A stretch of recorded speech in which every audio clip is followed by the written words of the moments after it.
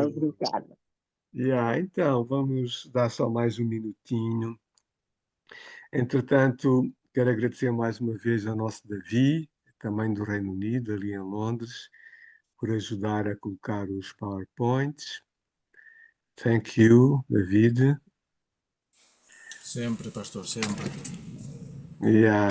Gracias. Nada. Grazie mille. Thanks a lot.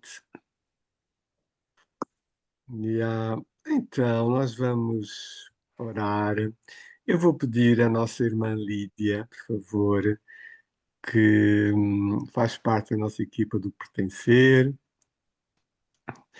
Ela representa o Ministério das Mulheres e acompanha as senhoras que visitam a igreja, muitos telefonemas, muitas orações.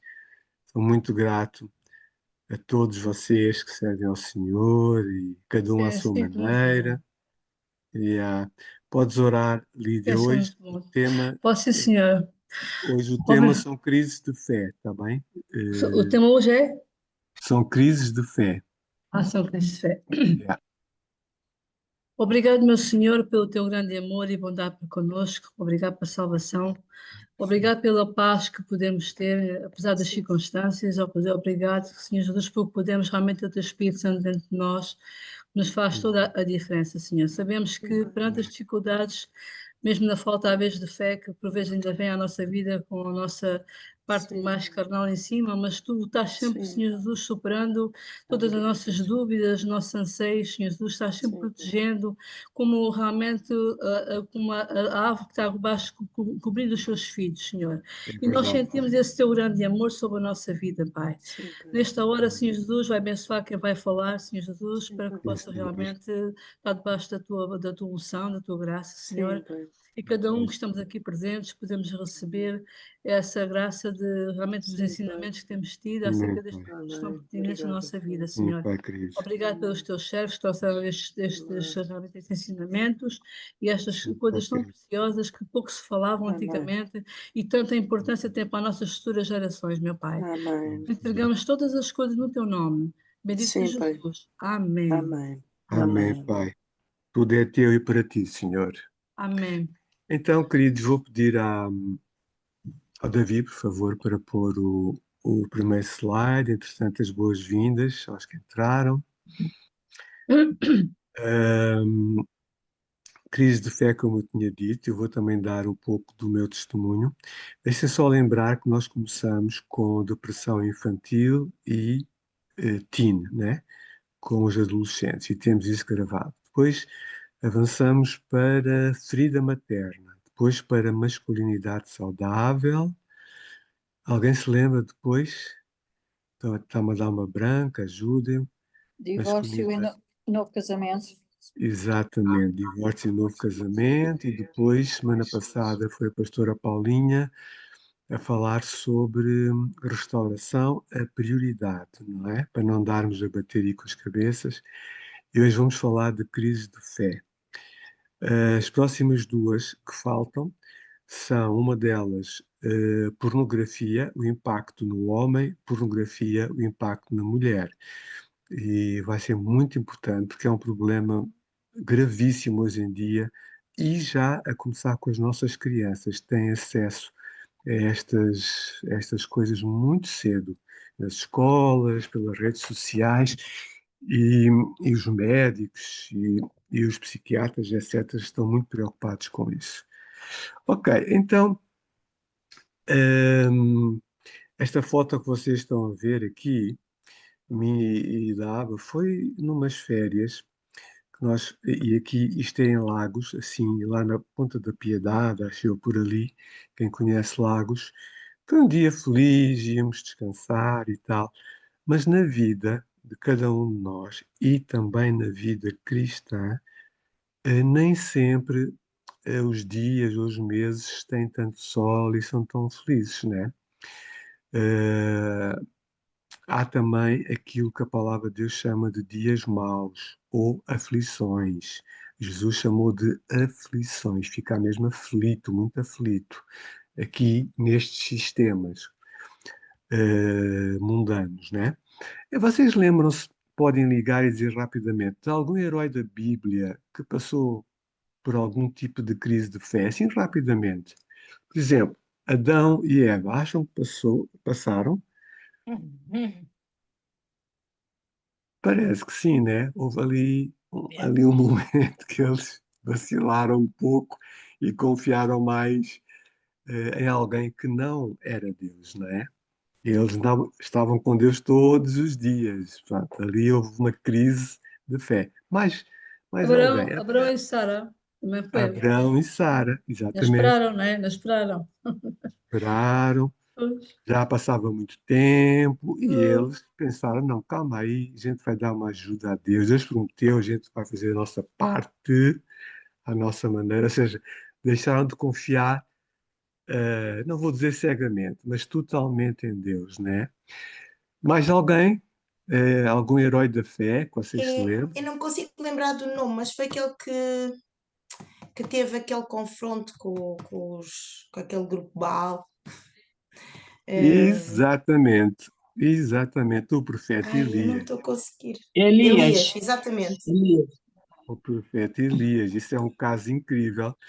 E isso tem a ver com um dos assuntos que a gente vai falar, com o alto nível de stress que ele viveu naquelas semanas antecedentes, porque eram muitos profetas de Baal e o desafio era que, como vocês se lembram, que o Deus verdadeiro iria acender lá uma, uns animais que eles consagravam aos seus deuses, né? Os profetas do Deus com D pequeno Baal, que é um Deus que ainda existe naquela região e é um Deus que mata criancinhas. Vocês veem, né? Tudo o que acontece ali hoje já acontecia naquela altura.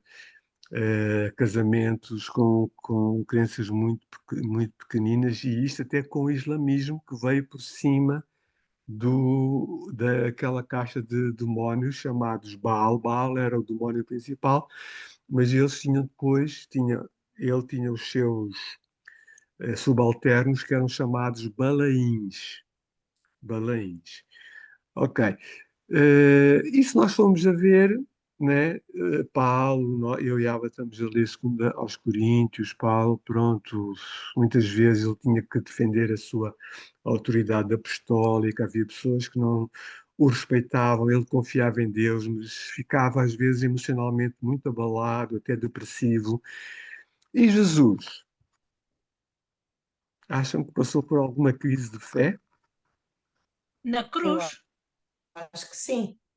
Na cruz, ou Eu acho que no até há Getsemane relatos que também. Já ele disseram, já disseram. sim.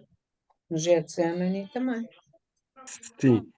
Nós podemos. Ah, ok. No Getsemane ele disse: Pai, se possível, Uhum. Pai, realmente eu tenho Afastas, que, calice.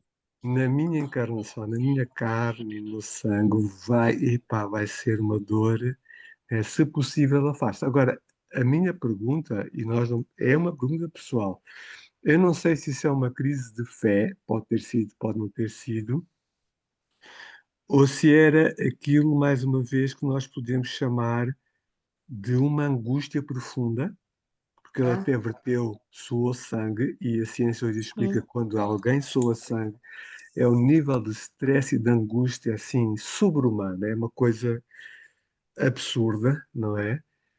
Ah, pode ter sido só uma emoção de angústia, uma sensação de abandono, porque ele viu que os discípulos estavam também com sono, ou seja, estavam deprimidos, estavam com sono, né? Quando temos aquelas sonolências, não nos apetece fazer nada, isso pode indicar uma depressãozita, não é? Porque eles sabiam que alguma coisa esquisita estava por acontecer. Portanto, eu não sei, porque se ele tivesse tido uma crise de fé, ele podia dizer: Olha, pai, pá, desculpa, manda os teus anjos, faz isso de outra maneira, hum, e pecava, né? Porque por exemplo, vocês vão ouvir um pouco do meu testemunho. Quando entramos em crise de fé, nós, ou eu pelo menos, mas as pessoas em geral, temos a tendência ou para fugir de Deus, caso de Elias, né, se refugiar, ficar com medo das coisas, ficar sem comunhão com Deus, né, por causa do medo, por causa do stress, etc, etc. E alguns até entram em pecado. O caso de Abraão, de Sara, que já foi aqui falado, tá bom? Então, próximo slide, Davi. Vamos definir o que são crises de fé. Bom, uma definição é que pode ser um período, eu estou a ler, de intensa dúvida. Jesus acho que não tinha dúvidas, mas ele, ele tentou meter, né, de filho para pai, pai, se possível, pá, isto entre nós dois vai ser muito duro, né? Duro para o pai, que virou o rosto para não ver o seu filho sofrer daquela maneira, e duro para o filho. Intensa dúvida, questionamento e conflito interno sobre as crenças espirituais quando as verdades anteriormente aceitas são postas em xeque. Acho que aqui Jesus não pôs nada em xeque. Simplesmente falou com o pai, orou, né? A crise de fé pode ser desencadeada por dificuldades pessoais, por exemplo, perdas muito grandes, como a de um ente querido, né? Por exemplo, uma mãe, estamos a tentar seguir uma situação de uma mãe que perdeu uma filha. A filha ia passar na passadeira e veio um tipo qualquer, não sei se, pronto, acho que até era estrangeiro e, pumba, passou por cima da miúda, a miúda morreu instantaneamente. Uma adolescente. Vocês estão a ver uma mãe, quer dizer, isto é uma coisa brutal, uma perda destas repentina, isto traz um nível de revolta, de sentimentos e tudo, que a pessoa entra numa grande crise, não é? Mas também conflitos entre a fé e a razão. Isto pode acontecer muito quando as pessoas entram para a universidade e têm cursos muito filosóficos e os professores são todos de esquerda, ou seja, não são professores, por exemplo, de uma universidade católica com valores cristãos e conseguem integrar a fé com a ciência e com a razão, ou universidades evangélicas, que há países que têm imensas, né? Eles conseguem com provas científicas, né? Então, os alunos podem, e bem, passar por uma crise, assim como desilusões com as referências religiosas, escândalos que há nas lideranças cristãs, das várias confissões, das várias denominações, e depois também novas ideologias ou contextos muito difíceis de vida. Crises de fé normalmente podem acontecer, são isto, não é? É um período de intensa dúvida e questionamento, conflito interno por causa destas situações. Próximo slide. Não sei se vocês todos já passaram por algum tipo, nem que seja por um dia, por uma semana, não é? Então vamos ver algumas características de uma crise de fé. Dúvidas e questionamentos, né? A pessoa pode questionar, inclusive, a existência de Deus, o seu propósito de vida e a validade de ensinamentos espirituais ou a própria fidelidade de Deus, conforme a fidelidade de Deus, conforme é descrita na palavra de Deus, né?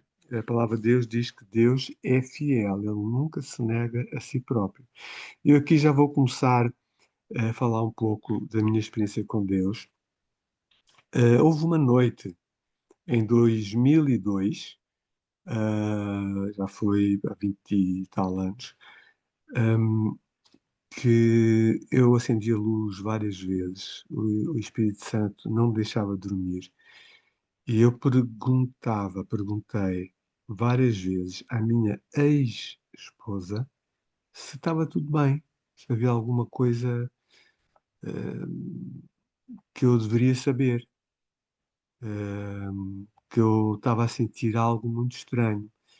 E lá para as 4 da manhã, ela disse-me assim: Olha, Danilo, realmente confirmo, eu já não te amo há muito tempo, eu amo outra pessoa, essa outra pessoa estava a passar por um divórcio, a ex-esposa estava na igreja antiga deles e ele tinha começado a frequentar a nossa há uns meses.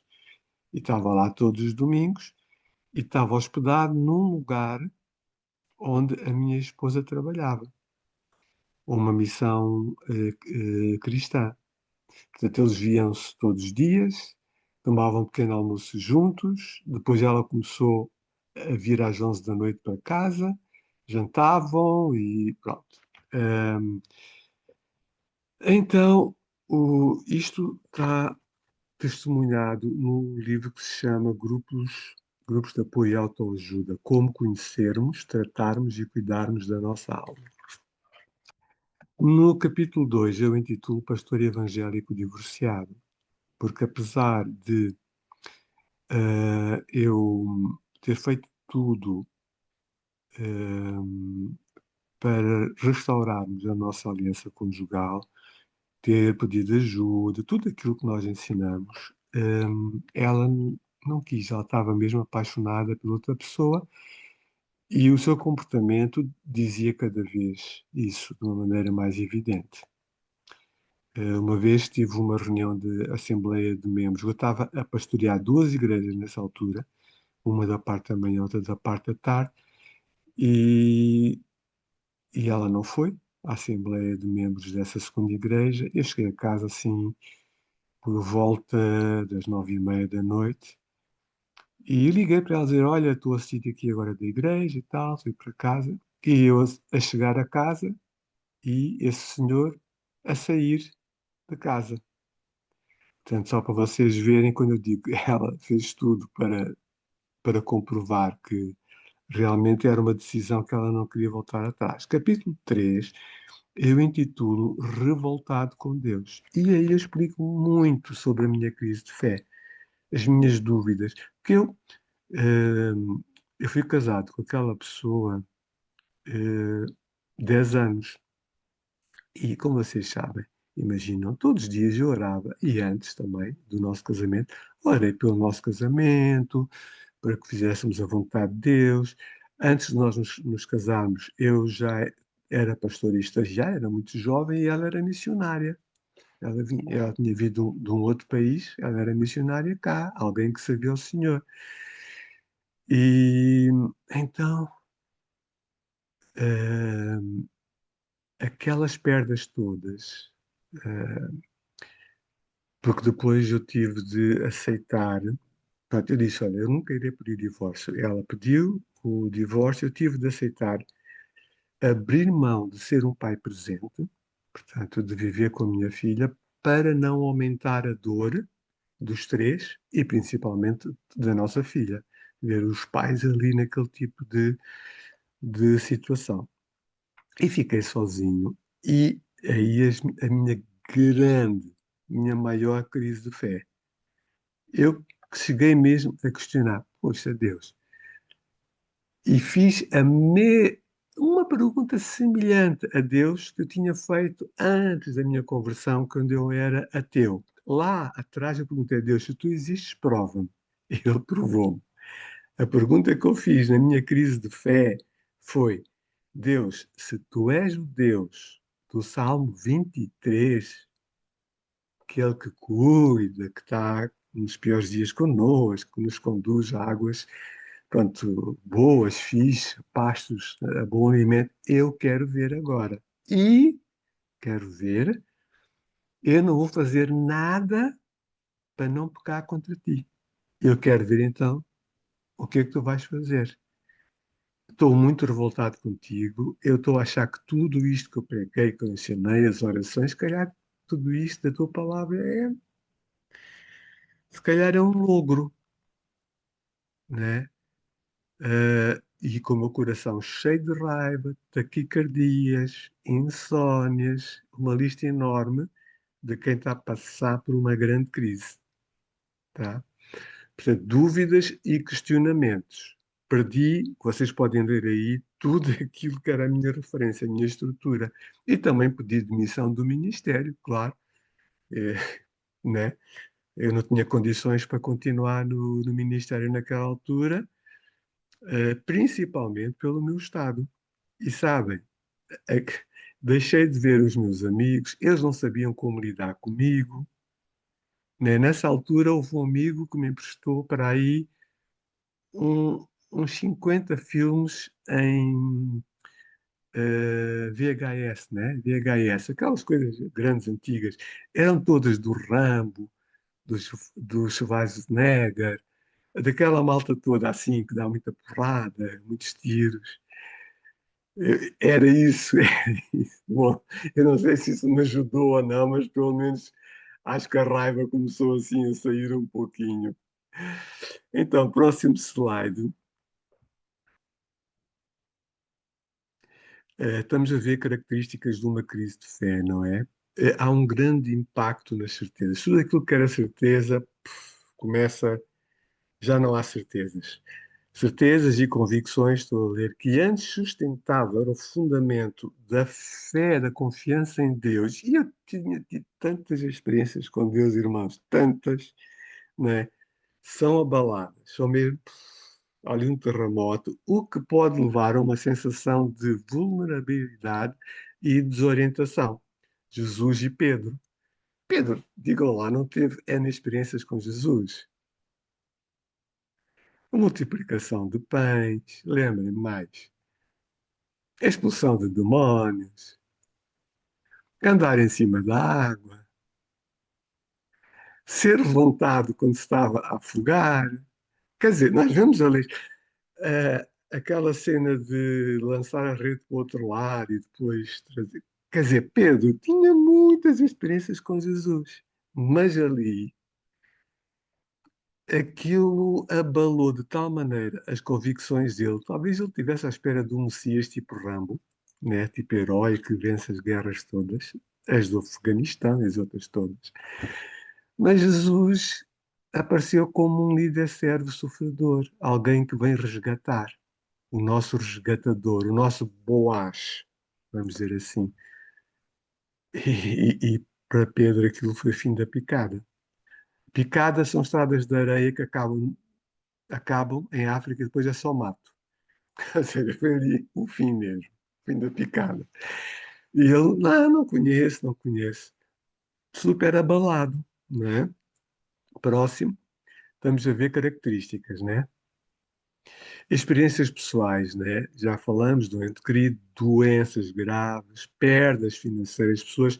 Houve uma altura que houve uma crise aqui em Portugal, houve pessoas que tinham tanto dinheiro, perderam tudo, e algumas eram crentes, elas poderiam ou não entrar numa crise de fé. Ou seja, quando há perdas, experiências pessoais dolorosas e tiram o nosso propósito de vida, o acordar para fazer algo, né? Mas muito forte, e isto pode causar uma crise de fé. Lembro que a palavra crise, em muitas línguas, significa oportunidade também. Novas oportunidades. Pessoa, se restaura,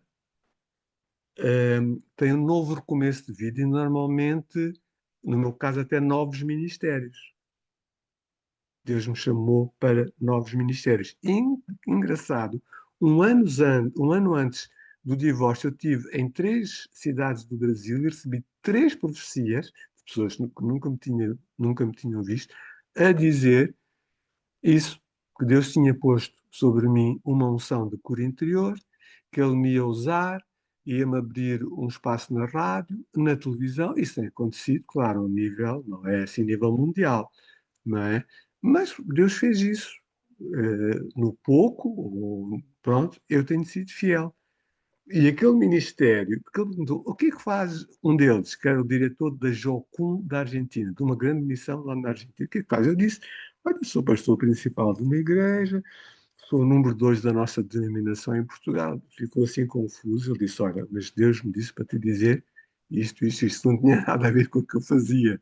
Mas nada, eu pensei, isto é impossível, porque como é que eu vou largar tudo isto? Eu sou pastor principal, eu estou lá na direção nacional, quer dizer, não faz sentido, mas olha, depois quando me vi, depois mais tarde vi acontecer, né? A seguir vi, estamos a falar de causas comuns nas crises de fé. Pronto, já foi falado há pouco, conflitos entre a fé e a razão. Próxima.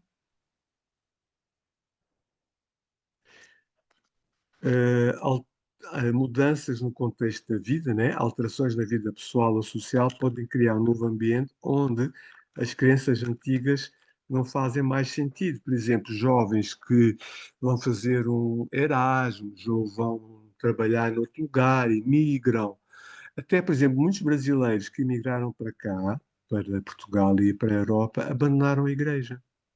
Trabalham sábados, domingos, têm dois, três empregos, e outros, pois, se arrependem porque começam a cair num poço chato, pois se reconciliam com Deus e começam a vir.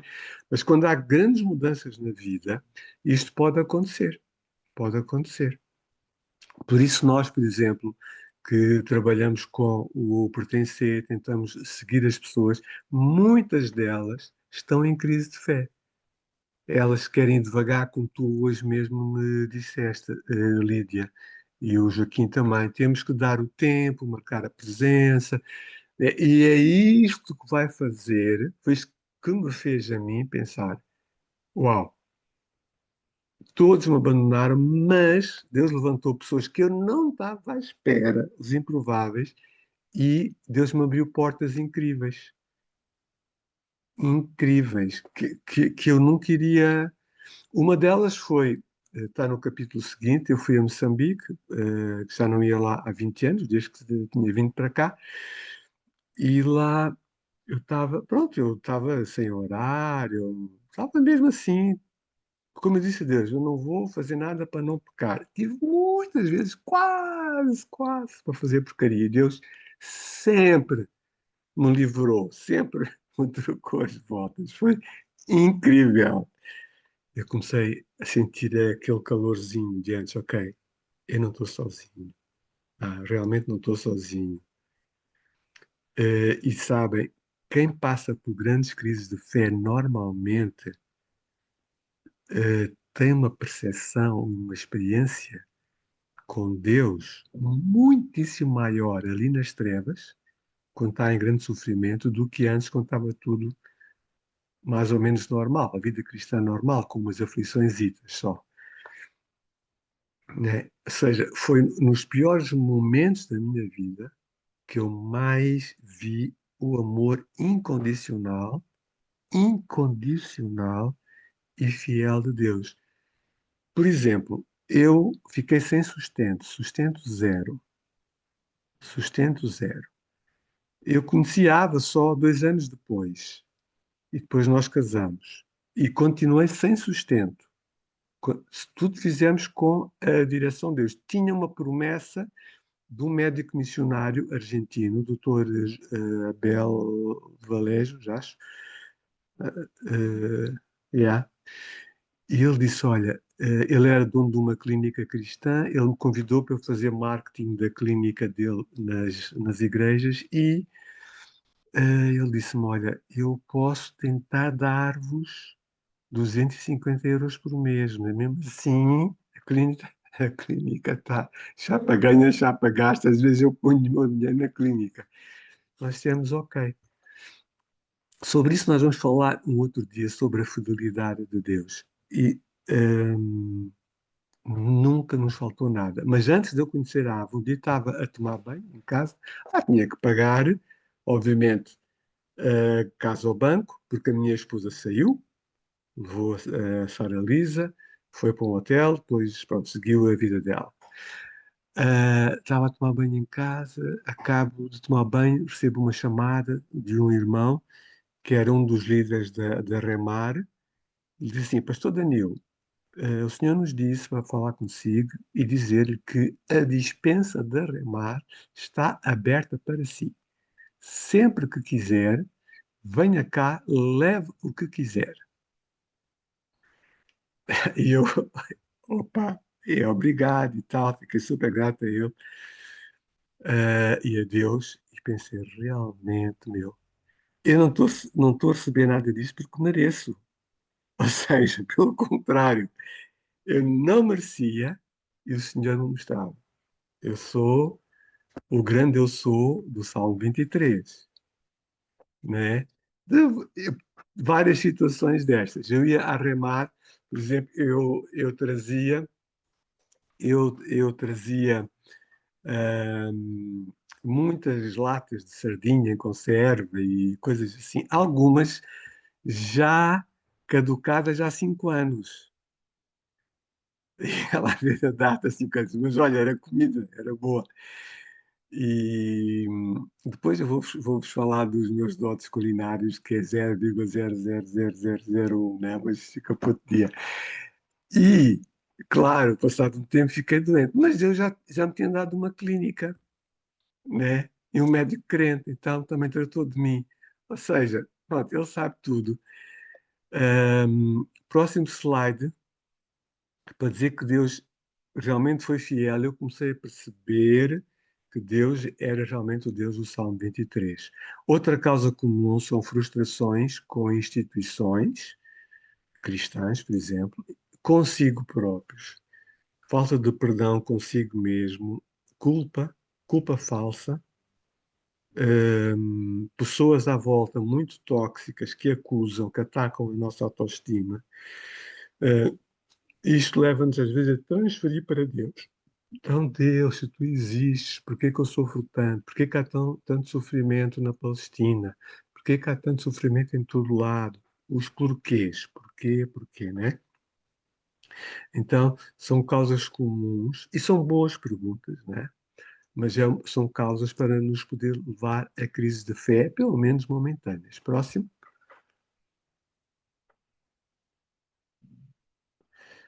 Ok. O que é importante saber é que não é o fim da fé. Uma crise de fé não é obrigatoriamente, esta pessoa nunca mais vai crer em Deus e ter uma relação assim ligada com Deus, braço a braço com Deus, né?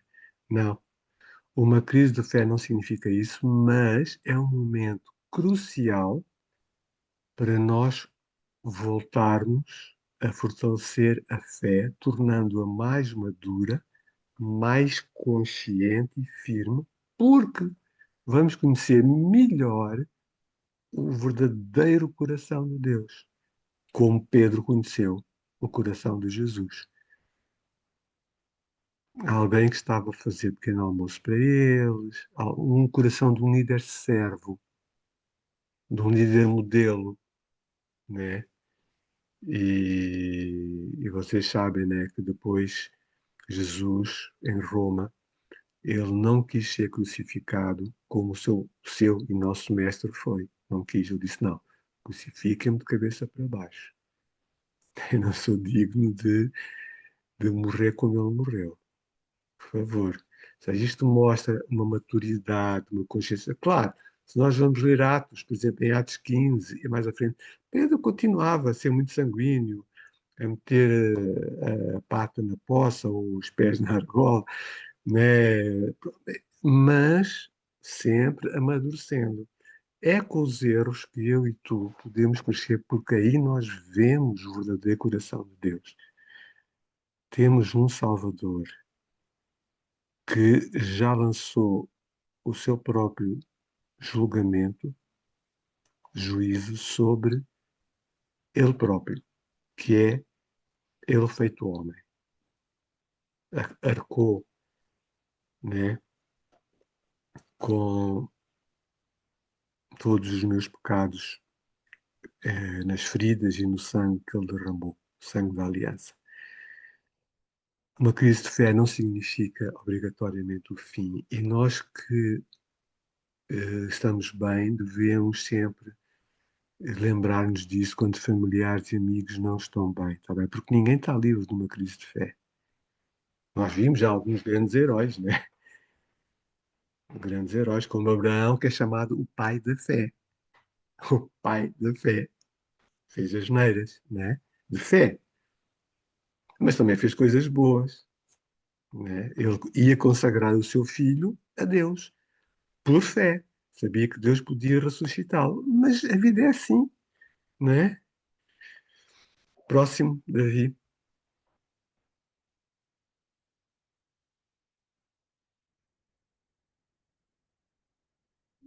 Davi, por favor. Obrigado. Então, o que é importante saber, né, é procurar ajuda.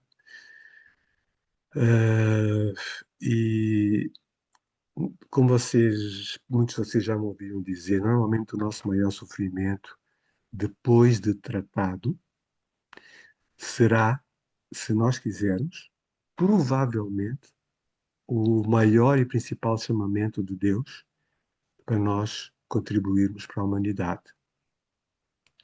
Vocês já passaram por muitos sofrimentos, vocês vão ter muito mais empatia com pessoas que estão a passar por algo semelhante e Deus vai vos usar a vocês muito mais do que a qualquer outro que não passou por aquilo e não sabe como é, não faz a mínima ideia. Não faz a mínima ideia. E às vezes julga, não sei o quê, se fosse eu, né? Se fosse o meu pai, se fosse o meu filho, se fosse não sei o quê, se fosse não sei o quê. Calma, que ainda, ainda poderás vir a ver como é, né? Calma, como diz o nosso Cristiano Ronaldo, calma, que o Senhor está aqui, o Senhor Jesus, né? Claro, calma, calma, calma. Então, é isso. É importante nós sabermos disso. Deus transforma a nossa maior dor no nosso maior contributo para a humanidade. Ok? E é importante conversarmos com outras pessoas, líderes espirituais, a pedir ajuda, entendem? Ajuda mesmo. Em sigilo, amigos em quem confias, e buscar apoio numa comunidade de fé, seja num grupo, pode ser um pequeno grupo, um grupo de apoio à autoajuda, pode ser um grupo de aconselhamento pastoral, enfim, é muito importante, quanto mais perto da perda, da dor, do nível elevadíssimo de abuso ou de stress, quanto mais perto, mais fácil será tratarmos, mais rápido será tratarmos das feridas. Tá, Davi, vê lá se há mais algum, por favor. Sim, ok. Então, para terminar, Bíblia, literatura cristã, lutar para responder às perguntas e buscar o conhecimento de outras pessoas e de fontes confiáveis, né? Como a Bíblia, literatura cristã, além de pedir ajuda, está firme e alimentar a nossa mente com aquilo que nos traz esperança, como diz a palavra de Deus, aquilo que nos pode trazer esperança. Foi isso que eu comecei a fazer a partir de uma certa altura, né? Porque Deus trouxe pessoas, eu também pedi ajuda e Deus confirmou. Tive três pessoas, três pastores em áreas diferentes que me ajudaram. E um deles foi o cumprimento de algo que aconteceu lá em Moçambique, naquele mês e meio. Numa das noites que eu estava sem comunhão com Deus, como disse há pouco, noites de insónia, eu vi claramente o Espírito Santo dizer-me assim: vai para a ICMAV. Eu estava num outro grupo de igrejas, como vos disse, e o que tínhamos combinado, eu e os meus anciãos, lá na altura, os anciãos da igreja, durante um mês e meio eles iam orar, eu ia orar para ver o que é que Deus queria de mim no futuro. Se voltava para a igreja e ficava só como membro, ou se eles. Mas isso, o risco era eu fazer sombra a eles não terem o seu espaço e Deus não os poder usar como deve ser, ou se Deus não queria levar para outro sítio. E aquela noite Deus disse: vai para Equimab. E a Equimab era a última igreja para onde eu queria ir. Porque naquela altura Equimab reunia-se num lugar cristão onde a minha esposa trabalhava e onde aquela pessoa estava hospedada. E toda a gente da habla sabia: olha, lá está ele, o Danilo, o pastor divorciado. E naquela altura ainda não havia muitos, né? Havia muito poucos. Então é isso. Obediência. Eu cheguei cá a Portugal e logo no primeiro domingo fui a Icomave com a Sara Lisa. Fiquei lá atrás, nas- na antepenúltima cadeira, como as pessoas que estão em crise de fé gostam de fazer. E depois, no fim, o pastor Carlinhos veio ter comigo: epá, então, senta-te cá à frente e tal, pá, fica aqui ao pé de nós. Eu disse: não, não, Carlinhos, sabes como eu estou, porque ele foi um dos pastores que Deus depois levantou para me acompanhar. E eu dizia, não, Carlitos, se tu soubesses como eu estou roto, pai, quem é que está lá atrás? Esta malta quase toda me conhece, todos eles quase, na altura, e hoje também, trabalhavam na ABLA. Então, enfrentar as dúvidas, pedir ajuda, como eu disse no slide anterior, para vocês vão ficar com estes slides, e eh, arrependimento. O arrependimento é muito importante, é identificar as minhas responsabilidades naquela crise. Porque quando há perdas e há crises, pode haver, na maior parte dos casos, há algum tipo de responsabilidade minha também, porque ninguém é perfeito. Identificar as minhas, arrepender-me disso, chorar, arrepender-me, ser humilde, porque Deus dá graça aos humildes, faz favor aos humildes, e confessar, dizer com a minha boca a Deus as minhas responsabilidades para a crise de fé. Ok? E eu gostaria de terminar esta parte aqui. Davi, podes tirar. Então, podemos lançar algumas perguntas, por favor, para depois encerrarmos. Claro que eu não contei tudo. A parte da AVA, eu só contei a parte financeira, mas malta, houve a forma como nós nos conhecemos. Pá, Deus existe e Ele, a mim, sempre me surpreende, porque eu não sou um campeão da fé, sou super racional. Super, super. Vocês lembram-se que eu fui ateu, né? E então, com a minha pouquinha fé, Deus faz coisas. Lá está, o tamanhinho de um grão de mostarda. É incrível. Eu até fico sem palavras. E penso, uau, afasta-te de mim que eu sou um homem de lábios impuros, como Isaías disse, né? É tudo pela graça. Tudo pela graça de Deus. Alguma pergunta? Eu posso só partilhar um pequeno testemunho acerca da última parte que o pastor falou, Sim, em eu que preferia, se possível, perguntas primeiro, há perguntas. Está bem, e porque pode está bem. haver, né? Se não Ok, houver, ok, Lídia, tá bom? está bem. Não tenham vergonha de fazer perguntas, tá bem? Uma coisa interessante que eu não estava à espera foi que eu também falo ali no livro. eh, Depois, quando mais à frente eu e a Ava nos casamos, o pastor Carlitos fez questão de fazer o nosso casamento num culto de domingo. E, e fez questão que eu soubesse que as portas do ministério, ou seja, do Serviço Cristão Nicmav, estavam abertas para mim. E que Nicmav não tinha dinheiro naquela altura para nos sustentar. Ainda estive uns 6 anos a servir de graça na Nicmav e Deus sempre foi fiel. Sempre, sempre, sempre, sempre. Pá, são aquelas coisas que a ciência não pode explicar. Só a palavra de Deus diz. Se não houver perguntas, é aí, Lídia, força. A irmã Só. Celeste tem um Uma comentário. mensagem. Ok. Obrigado, Celeste. Chato, está aqui. Hum? Vergonha, é preciso isso, é precisamente isso que pode bloquear uma pessoa em crise de fé, verdade, de procurar alguém com quem falar. É verdade. É muito interessante isso, porque às vezes essa vergonha surge por causa de nós, igreja, não interessa se é A, B, eu estou a falar da igreja do Senhor no planeta, podemos ter a tendência de ser legalistas, tipo a lei.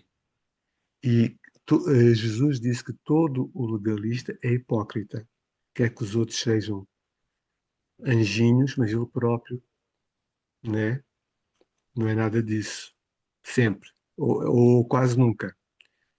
Mas tem sempre um dedo. E por isso, às vezes, e muito bem, temos receio de nos expormos, porque, pois, sabes, epá, Ou seja, ora por ela, mas sabe? Quer dizer, ora é só uma introdução à fofoca, né? Porque muitas vezes até foi pedido sigilo. É por isso que, como família, temos e estamos no bom caminho, eu creio, como ICMAV, de continuar a crescer. Estamos a crescer, é tal maturidade. Temos de nos proteger, proteger as costas uns dos outros e sermos usados. Yeah. Olha, pastor, eu não tenho uma pergunta a fazer, mas Uhum. já agora gostava de falar do seu livro. Eu li o livro, como o pastor sabe, e eu já tinha partilhado isto, que o seu livro para mim impactou-me imenso, tem uma história incrível, um testemunho incrível. Aliás, eu cheguei a chorar a ler o livro e eu penso que partilhei até mesmo isto com o pastor, porque realmente ele mexe connosco e vale a pena ler esse livro, porque para mim impactou-me bastante e tem uma história mesmo muito incrível. Yeah. É o nosso Deus de amor, né? Obrigado, Eu Sara. queria, eu queria fazer uma pergunta. Impala. Eu sei que já deram não foi na aula passada, mas na anterior, Uhum, quando é,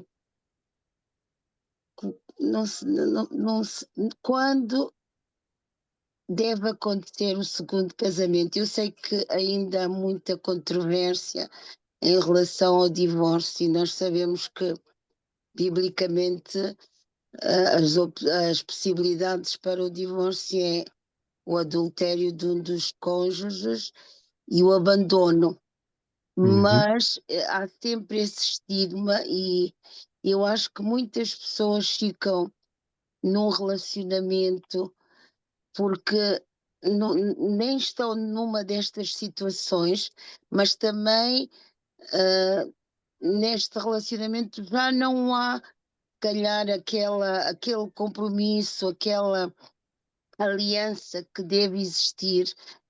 E eu uhum, gostava que o pastor Daniel nos desse algumas orientações nesse sentido, porque parecendo que não, a nossa comunidade evangélica ainda não está muito preparada para os segundos casamentos, ou então há também outra parte que tudo é um pretexto para partir-se por o segundo casamento. Eu não estou aqui de modo algum a pôr em causa o seu testemunho, que é simplesmente milagroso e uhum, inspirador para cada um de nós. Não sei se o uhum. pastor está a perceber o cerne Sim, da minha questão.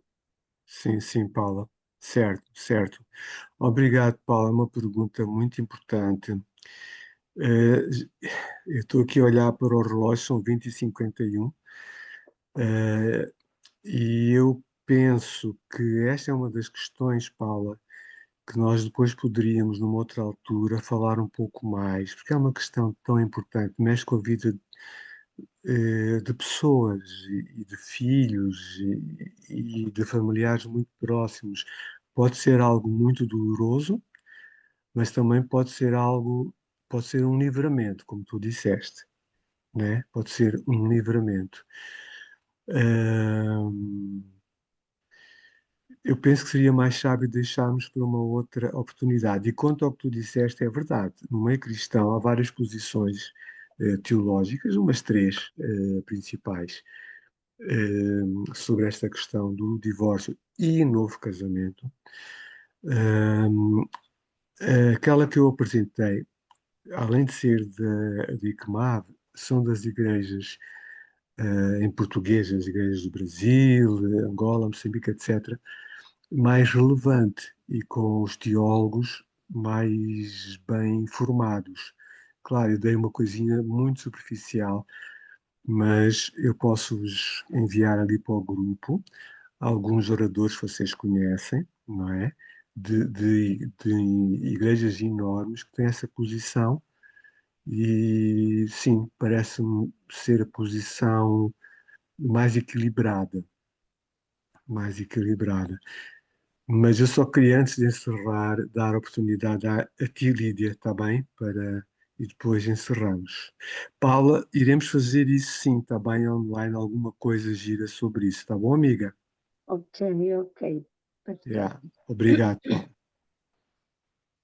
Eu posso resumir o testemunho brevemente. Uhum. Nós passamos por um período deserto, uma fase da vida, nossa vida pessoal como casal e como crente, né? Estava mais Uhum. e nessa fase em que tive mesmo um deserto, houve uma fase que negação ao que estava a acontecer. A primeira fase foi negação. Eu queria negar para mim própria, né? Porque Uhum. mas depois, a seguir, quando eu tentei restaurar naquele deserto, com ouvir a palavra, ler muita palavra, ouvir, orar muito, o Senhor diga assim, um dia diga assim, ó Senhor, porquê é que tu me deixaste passar por este deserto? Perguntei-me a mim próprio, né? Se eu sou cristã, se eu não pratico o mal, não sei o quê, perguntas que o pastor diz que fez, não é? Uhum. Quando eu me aproximei mais de Deus, eu percebi que esse deserto foi mesmo para me aproximar mais dele. Uhum. Porque Deus lá atrás, quando Deus falou comigo uma vez, que me disse uma coisa que eu tinha que fazer e não fiz, uma chamada que nós tivemos, que não Uhum. fizemos, depois Uhum. Deus respondeu e disse, espera aí, tu me esqueceste do que eu te disse lá atrás, que é para fazer e não fizeste? Uhum. Agora tens de passar para te purificar, para te ajudares a retificar o teu caminho. Uhum. E eu Uhum. não sabia qual era o caminho, né? Estava Uhum. Mas depois, a pouco e pouco, o Senhor, através da oração e da leitura da Bíblia, que depois eu estava a falar com parte ali, e Uhum. algumas pessoas com quem o Senhor me ajudaram a realmente encontrar o porquê do deserto. Que às vezes nós procuramos a crise, tá? Realmente porque o pastor disse. Há uma Uhum. coisa que nós às vezes temos que retificar o nosso caminho. E quem nos está a acompanhar, no caso do pastor Danilo, não estaria no alinhamento que o Senhor queria para o irmão. Uhum. Por isso arranjou uma maneira dela se afastar e arranjar a mim. Uhum. Certo? Portanto, às Oi? vezes nem entendo os propósitos das coisas. O poder de Deus é muito superior a todas as coisas, não é? E às vezes Yeah. os nãos, e às vezes digo às pessoas, os nãos de Deus não sempre são nãos. Às vezes os nossos nãos, nem sempre, para mim, na minha experiência que tenho tido, e até sou capaz de escrever um livro da minha experiência de vida, porque Uhum. realmente tem muita Uhum. coisa de turbulência, e todas elas eu vi, e depois de passar aquilo, digo assim: não, para aí, então, mas isto afinal foi para retificar o caminho, porque então não estava bem. O senhor arranja mais outra coisa. Ana, paras, então paras, Ana, paras. Uma vez paras, Ana, paras. Eu disse que era para ir para ali, como foi o Jonas. Tu não foste para Uhum. ali porque não quiseste, porque achavas que não devias ir, né? Então agora vais ver Yeah. se não vais, Ana, vais para a boca do peixe, né? Então pronto. Foi lá naquela turbulência toda do peixe, o senhor pôs o vomitou, pôs no seu outra vez. Ela foi. E a nossa vida às vezes é um Muito bocadinho bem. também assim. Yeah. É só assim, Muito Zé. obrigado. Muito obrigado, Lídia, pela vossa abertura. É É, isso que conta, é o nosso coração humilde, porque Deus dá é, graça aos humildes é e verdade. diz para nós não julgarmos a ninguém, mas nos É verdade. autoavaliarmos. É verdade. Vou pedir à Celeste, por favor, para nos encerrar. Não é para pagares o jantar, é só para encerrares com a oração. Está bem, Celeste? Oh, que pena. Querido Pai, Deus,